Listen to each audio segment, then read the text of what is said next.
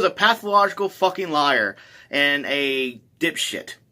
Not only that, he took a video out of context against Turning Point USA, Kansas Owens.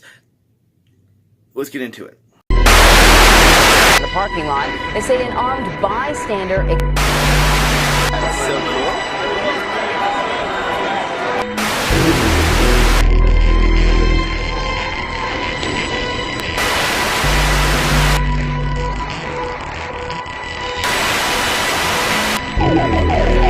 Sit down.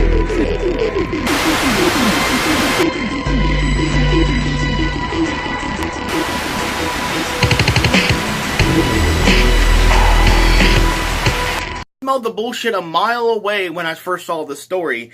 And not only me who actually figured this out, but even centrist leftist journalist named Tim Pool even called it out as well. Why is it that when Ted Lieu shows a clip of Candace Owens, it's absurdly out of context, and it drags her for something clearly she wasn't really talking about? These major two douchebags from the Young Turks have to run their mouth and basically lie to their audience. Well, as usual, of course. I mean, Young Turks are full of fake news and full of propaganda and bullshit, and they never... every time I make a video of their stuff, even Jinx makes a video of their stuff, kind of disproving their argument, they never retract their stuff or try to debate with us.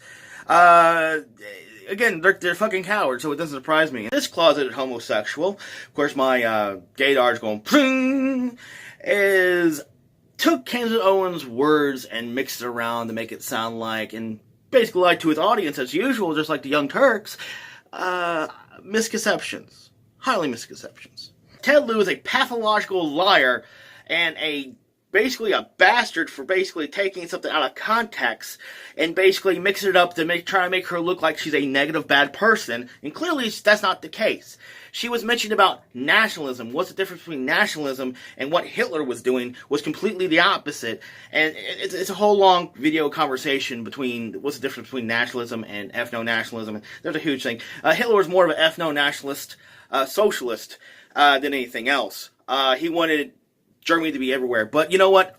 There's a clip of the video of Kansas Owens, of the actual full clip of Kansas Owens, and how it was taken out of context because Ted Lieu, of course, he cuts up videos just to make people sound bad. Of course, we just saw that just now. And instead of just me ranting and raving about it, how about you be the judge of it? How about you watch the video and see what's really going on, and you be the judge of it? Yeah, I agree. I actually don't have any problems at all with the word nationalism. I think that it gets, the definition gets poisoned by elitists that actually want globalism. Globalism is what I don't want. So when you think about, whenever we say nationalism, the first thing people think about, at least in America, is Hitler. He was a National Socialist, but if Hitler just wanted to make Germany great and have things run well, okay, fine. The problem is that he had dreams outside of Germany. He wanted to globalize. He wanted everybody to be German, everybody to be speaking German, everybody to look a different way. That's not, to me, that's not nationalism. So in thinking about how it could go bad down the line, I don't really have an issue with nationalism. I really don't. I think that it's okay. It's important to retain your country's identity and to make sure that what's happening here, which I think is incredibly worrisome in terms of the decrease in the birth rate that we're seeing in the UK, is what you kind of want to avoid. So I don't have anything problem. I have no problems with nationalism. It's globalism that I try to avoid. You hear it right here, right in front of your face, the full evidence of the full video explaining that she literally said that she never glorified or even said, "Oh, Hitler was such a great guy." She never even fucking said that. It was taken out of context to the point that she was explaining the difference between ethno-nationalism, which is Hitler, he was ethno-socialist nationalist. And there's a difference between American nationalism. You look at Kennedy. He was a nationalist. Ronald Reagan, he was a nationalist. There's a big difference between those two, and people can't comprehend that because they don't know how to do research or to look up on Wikipedia. But of course, I think we should have a better education system, and I can see why this major issue. That's the only thing I kind of agree with Bernie Sanders on, the education thing. I kind of agree with them on that, because people are not critical thinkers, and they just jump into stories like this, and they're without doing research, and they automatically assume the worst. I'm not saying you have to agree with Kansas Owens. You might disagree with her on this subject. That's fair enough. You can disagree with me all you want to. That's fine. But it was taken out of context, and that's just lying. That's just being a pathological liar. And if you still think that, you're just being willfully ignorant to the point. I mean, there's some stuff about Kansas Owens I simply just don't like. She pulls the race card constantly. I think that's kind of annoying. I don't go around saying that, oh, you have privilege because my ancestors have been through concentration camps. No, I don't sit there and just bash on people. I have a logical argument and opinion. I have a logical opinion and argument towards somebody. I'm going to say, you know what I'm saying? But there's a whole lot more to this besides that. She said something else that really, really, really explains what her position was in that day. Explain to me, if she was supposedly supporting Hitler, why she would say something like this. Mr. Chairman, Ranking Member Mr. Collins, thank you for having me here today. I received word on my way in that many of the journalists were confused as to why I was invited, and none of them knew that I myself was the victim of a hate crime when I was in high school. That's something that very few people know about me, because the media and the journalists and the left are not interested in telling the truth about me, because I don't fit the stereotype of what they like to see in black people. I'm a Democrat. I support the President of the United States, and I advocate for things that are actually affecting the black community. I'm honored to be here today in front of you all because the person sitting behind me is my 75-year-old grandfather. I've always considered myself to be my grandfather's child, and I mean to say that my sense of humor, my passion, and my work ethic all comes from the man that is sitting behind me. My grandfather grew up on a sharecropping farm in the segregated South. He grew up in an America where words like racism and white nationalism held real meaning under the Democrat Party's Jim Crow laws. My grandfather's first job was given to him at the age of 5 years old, and his job was to lay tobacco out to dry in an attic in the South. My grandfather has picked cotton, and he has also had experiences with a Democrat terrorist organization of that time, the Ku Klux Klan. They would regularly visit his home, and they would shoot bullets into it. They had an issue with his father, my great-grandfather. During my formative years, I had the privilege of growing up in my grandfather's home. It's going to shock the committee, but not once, not in a single breath of a conversation did my grandfather tell me that I could not do something because of my skin color. Not once did my grandfather hold a gripe against the white man. I was simply never taught to view myself as a victim because of my heritage. I learned about faith in God, family, and hard work. Those were the only lessons of my childhood. There isn't a single adult today that in good conscience would make the argument that America is a more racist or a more white nationalist society than it was when my grandfather was growing up. And yet we're hearing these terms sent around today because what they want to say is that brown people need to be scared, which seems to be the narrative that we hear every 4 years right ahead of a presidential election. Here are some things we never hear.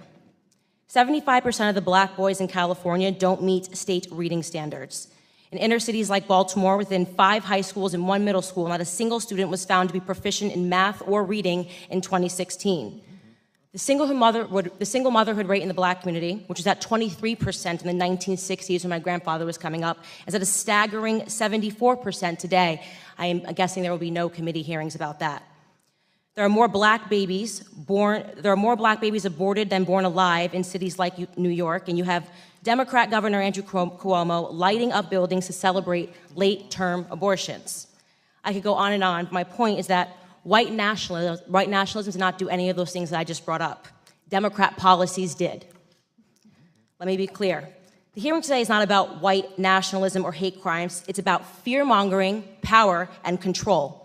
It's a preview of a Democrat 2020 election strategy, same as the Democrat 2016 election strategy.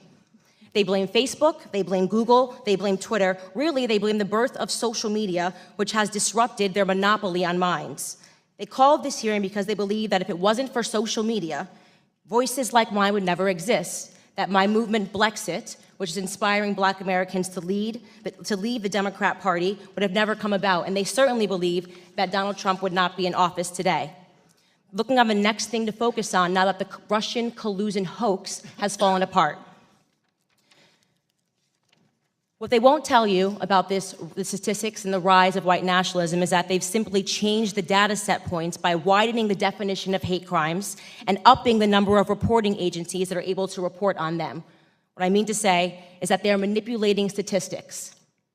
The goal here is to scare blacks, Hispanics, gays, and Muslims into helping them censor dissenting opinions, ultimately into helping them regain control of our country's narrative, which they feel that they lost. They feel that President Donald Trump should not have beat Hillary.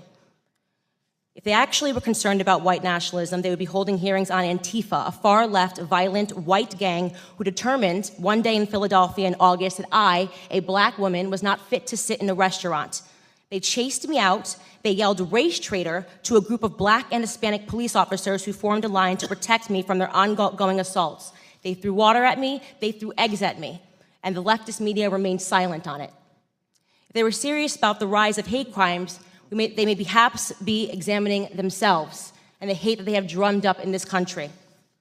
Bottom line is that white supremacy, racism, white nationalism, words that once held real meaning, have now become nothing more than election strategies. Every 4 years, the black community is offered handouts and fear. Handouts and fear. Reparations and white nationalism. This is the Democrat preview.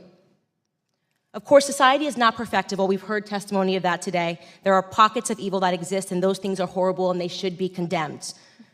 But I believe the legacy and the ancestry of black Americans is being insulted every single day. I will not pretend to be a victim in this country, and I know that that makes many people on the left uncomfortable. I want to talk about real issues in black America. I want to talk about real issues in this country and real concerns.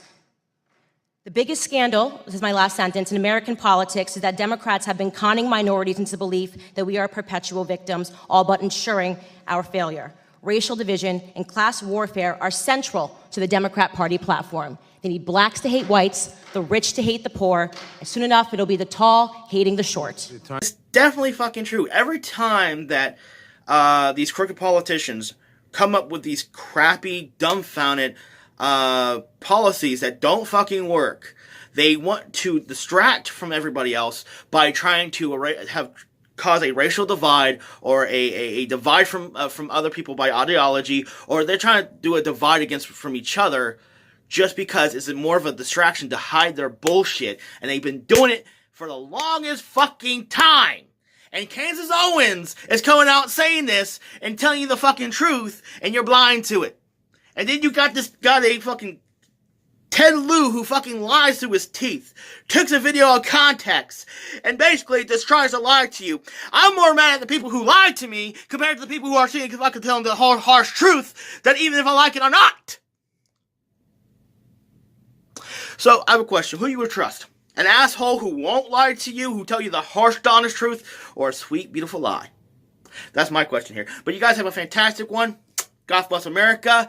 You guys have a good one, and Yahweh knows the way, my brother. Yahweh knows the way. And the truth will come out, and it will set you free, my brothers.